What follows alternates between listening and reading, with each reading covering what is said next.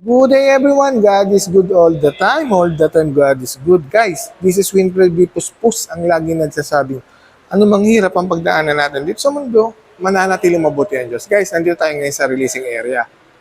Ngayong araw is July 3. Guys, pansinin nyo guys kung ano yung mga nire-release namin. G4, tapos expander cross lang naman, tatlong expander cross dito, tapos meron pa expander GLS doon. Guys, ito yung mga ready na for release. Ito yung mga, andyan na yung mga client, yung mga pumipirma ng dokumento sa loob. Kaya nandito na. Tapos ilalabas yan mamaya doon sa may congratulations. Ayan guys. Ayan, yung may congratulations. Ayan, dyan namin nilalagay yan. Tapos siyempre, ito yung mga ribbon namin. Ayan, yung mga ribbon namin. Tapos, yung mga susi ng kada grupo. Ayan guys. Ayan. Kaya sana guys, sana ikaw na yun, isa ka sa mga nanonood na re-releasean ko ngayon ng Mirage G4.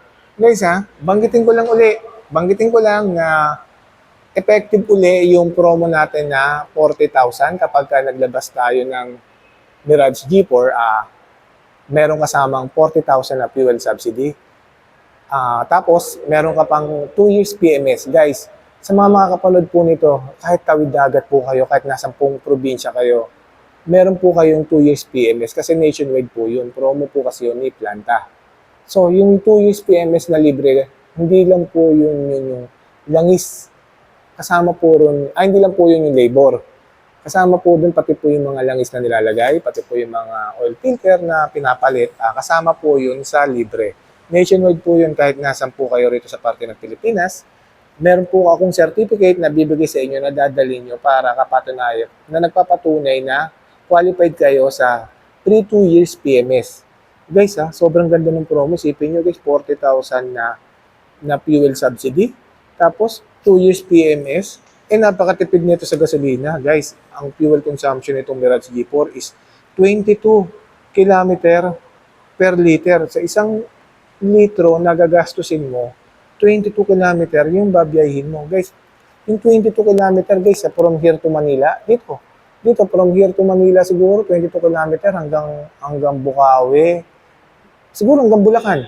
Hanggang Bulacan guys, 1 litro lang yun para sa Mirage G4. Guys, sobrang subok yun. Totoo yun guys kasi nga guys, ang engine lang naman ni Mirage G4 is 1.2 lang. Tapos 3-cylinder inline pero naka double overhead camshaft siya. Double overhead camshaft with the technology of Maybach. So ano ba ginagawa ni Maybach guys? Guys, ang ginagawa lang naman ni Maybach is more power, fuel efficiency, and then less emission. So ano ba ibig sabihin nun guys? Kapag ka naka-Maybach kapag ka gusto mo ng power, ibibigay sa inyo Maybach. Kapag gusto mo ng fuel efficiency, ibibigay sa inyo Maybach. Ganun kaganda kapag naka-Maybach ka. So ano ba ibig sabihin ng Maybach? Yung Maybach guys, Mitsubishi Innovative Valve Timing Electronic Control System. Guys, ayun yung technology nung Maybach engine natin. Tapos guys, ang transmission nito guys is 4-speed CVT. Pag naka-CVT ka naman, yung tinatawag natin na continuous variable transmission. So ano ba ginagawa nun? Ano ba advantage kapag ka naka-CVT ka? Kapag naka-CVT ka kasi guys, less shift shock. Less shift shock lang naman, less shift shock. Pag inapakan mo yung gas pedal guys, nandun ka kagad. Walang walang delay. Yun yung kagandahan nung naka-CVT ka. Tapos guys tuturo ko rin sa inyo guys, lagi kong tinuturo. Paano mo malalaman na kapag nasa harapan mo is GLX lang. Hindi siya yung top of the line. Guys, ganito. Dito sa kanyang front grille guys, malalaman mo na GLX lang yung variant na to. Hindi siya yung GLS kasi nga wala siyang fog lights. Yan guys walang fog lights. Tapos pangalawa, wala siyang side repeater o tinatawag natin na turning signal light. Wala siyang turning signal light. Tapos pangatlo guys, guys puro sa exterior lang yun. Pangatlo, hindi siya nakakilas operating system. Guys, ayan yung kilas operating system mo, yung ganyang itim. Yan, wala siyang ganyan. Yon. Doon mo malalaman sa exterior na GLX lang siya. Pero guys, kahit naman GLX lang yan, pare-parehas naman sila ni GLS. Equip din naman yan yung bago namin na technology na nilagay sa G4. Yung Hill Start Assist Control. Actually guys, yung Hill Start Assist Control, dito lang talaga yung nilalagay sa expander cross. Diyan lang talaga, yung Hill Start Assist Control, nakalagay lang talaga yung sa mga malalaki, sa mga 7-seater. Kasi nga, yung Hill Start Assist Control, yung kapag ka-uphill ka, pataas. So kasi kapag ka pataas ka, binibigyan ka ng 2 seconds delay. para hindi umatras yung sasakyan, para malipat mo yung paa mo from brake pedal to gas pedal, para ma-prevent yung rolling backward ng sasakyan. So, ang benefits nun is for safety. Yun lang naman ang ginagawa ng hill start assist control. Tapos guys, isa pa, equip na rin si Mitsubishi ng Mitsubishi Active and Traction Control. Guys, yun naman, pinaprevent nun yung over and under steering nung sasakyan. Yun lang naman yung mga dinagdag dito kay Mitsubishi G4. Guys, napakaganda nung for safety yun. Siyempre, equip yan sa loob ng dual airbags. Tapos guys, siyempre yung front grille design, ito, binago na to. Ito guys, naka-piano black finish na siya with silver accent. Tapos, kay GLX, meron na rin yung daytime running light na LED. Pero siyempre, halogen lang yung kanyang headlight. Tapos guys, yung mags niya guys, bago na rin yan. 15 inches na machine shop, two-tone alloy wheel. 185 by 55 R15 ang sukat ng kanyang gulong. Ventilated disc brake sa harap, tapos dito sa likod is drum brake. Yan guys. Naka-drum brake yan guys.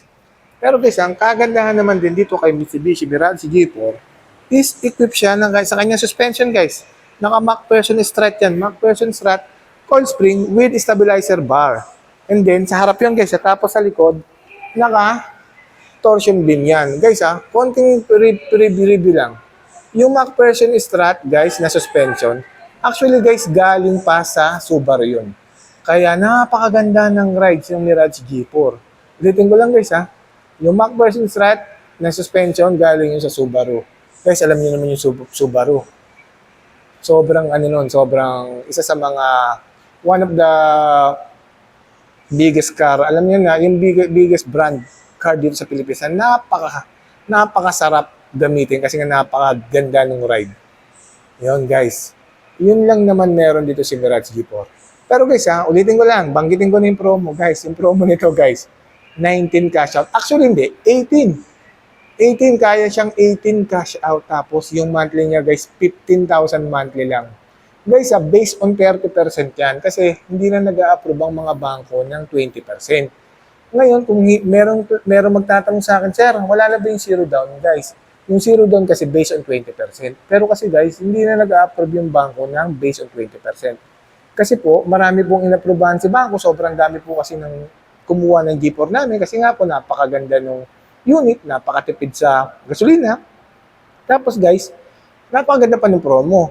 Ngayon guys, pansinin nyo yung kalsada, marami kasing pinasok sa InDrive, sa Grab kasi nga napakaganda at napakatipid nito. At the same time guys, kung ikaw gagamit dito private use mo guys, papasok mo sa opisina, sa mga yapis natin, yung mga young professional natin guys, kung bahay at office ka lang, ito na lang kuhain mo guys kasi sobrang makakaipon ka rito dahil napakatipid sa gasolina nito. Kaya hindi na kami nag-approve ng 20% kasi nga po guys, sobrang dami, nalugi yung mga bangko.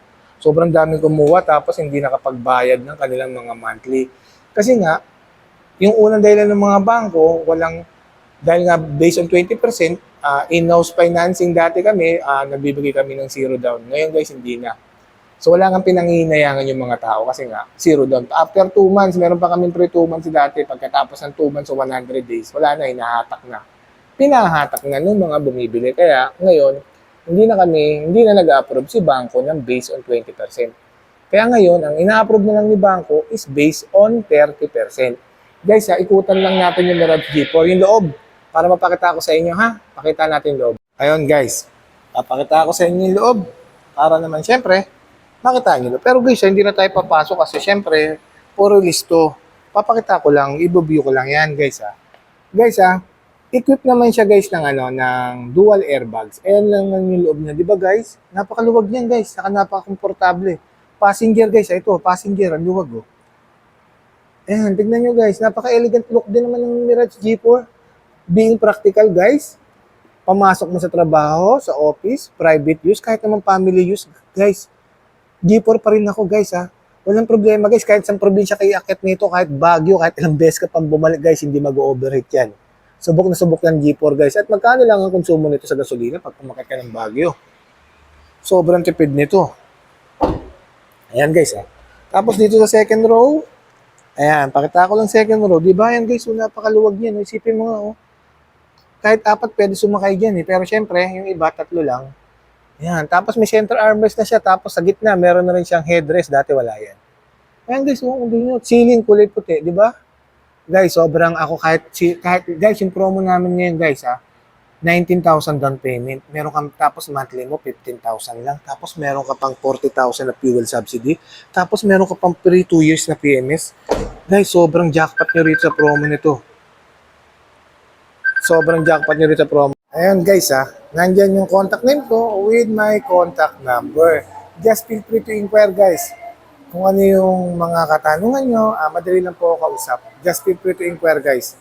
Napakadali ko lang po kasi. Ayan guys, ngayon ayan na yung mga nire-release namin. Ayan, may G4 na naman dun sa labas. Ayan guys. Sila kasi yung bread and butter namin, yung mga G4 na yan. Tapos itong mga expander. Ayan guys, ulitin ko lang yung promo nun guys.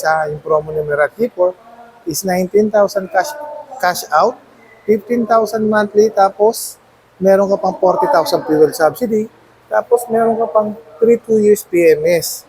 Tapos bibigyan pa kita ng Bosch Europa horn, tapos rain visor, and then bibigyan din kita ng dashcam with reverse camera, and then deep dish matting.